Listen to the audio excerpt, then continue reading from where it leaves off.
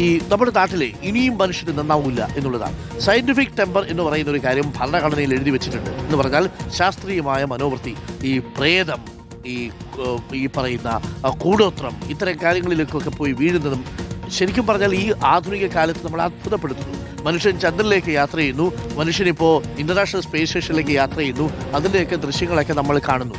അപ്പോൾ അതിനിടയിലാണ് ഈ പ്രേതബാധ ഒഴിപ്പിക്കാൻ വേണ്ടിയിട്ട് വ്യാജ ജ്യോത്സ്യങ്ങളുടെ അടുത്തേക്ക് പോകുന്നത്. പാലക്കാട് പ്രേതബാധ ഒഴിപ്പിക്കാൻ എന്ന പേരിൽ ഒരു 16-കാരിക്ക് സംഭവിച്ചത് ഞെട്ടിക്കുന്നതാണ്. ആ കുട്ടിയെ പീഡിപ്പിച്ചു ഈ പ്രേതബാധ ഒഴിക്കാൻ വന്നയാൾ. മലപ്പുറം പൂക്കോട്ടൂർ സ്വദേശി എം സിറാജ് എന്നാണ് അയാളുടെ പേര്.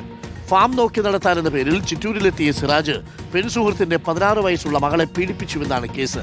ഇക്ബാൽ ഇറക്കലുണ്ട് കൂടുതൽ വിവരങ്ങളുമായി.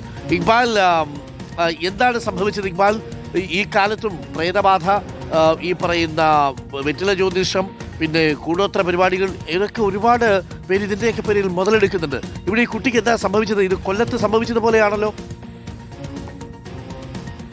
അരുൺകുമാർ, ഫാം നടത്താൻ എന്ന പേരിലാണ് മലപ്പുറം പൂക്കോട്ടൂർ വാഴയിൽ വീട്ടിൽ സിറാജ് ചിറ്റൂരിലേക്ക് എത്തുന്നത്. ചിറ്റൂർ 5-ാം മൈൽ കുന്നങ്കാട്ട് പതിയിലായിരുന്നു ഇയാൾ താമസിച്ചിരുന്നത്.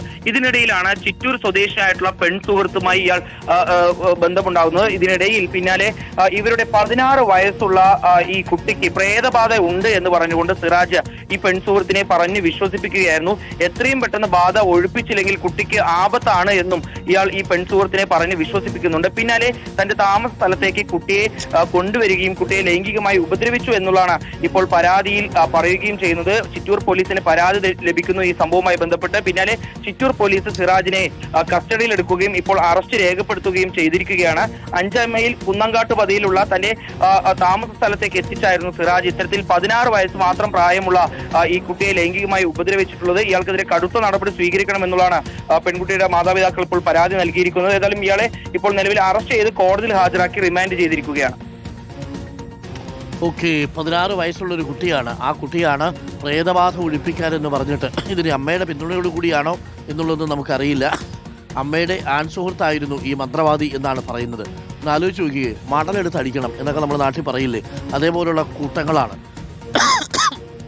കൊല്ലത്ത് ഇതേപോലെ ഒരു മന്ത്രവാദി ഒരു കുട്ടിയെ ഇതേപോലെ പ്രേതബാധയെ ഒഴിപ്പിച്ചു തരാൻ, പരീക്ഷയ്ക്ക് നല്ല മാർക്കൊക്കെ വാങ്ങിച്ചു തരാൻ ഉള്ള മന്ത്രങ്ങളൊക്കെ തരാമെന്നൊക്കെ പറഞ്ഞ് അകത്തോട്ട് വിളിച്ചുകൊണ്ടുപോയി ആ കുട്ടിയെ ആക്രമിച്ചു.